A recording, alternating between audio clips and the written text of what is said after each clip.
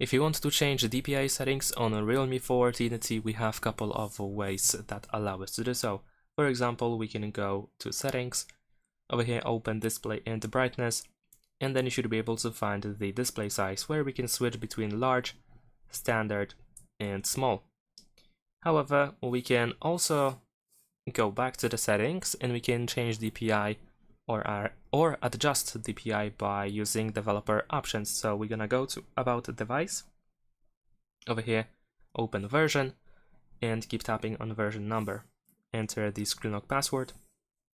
Now let's go back to the settings main menu and open system and update, and then go to developer options. Over here we need to scroll down in order to find this option, smallest width. And over here we can provide pretty much any number. The smaller the number, the bigger the screen will be. So if I set it, let's say, to 200, then it will be like this. There is actually a limit.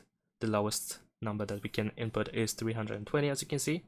But we can also write a huge number in order to make the screen extra small. So let's say if I set it to 600, it will look like this. And that's pretty much it. Thanks for watching, leave a like and subscribe.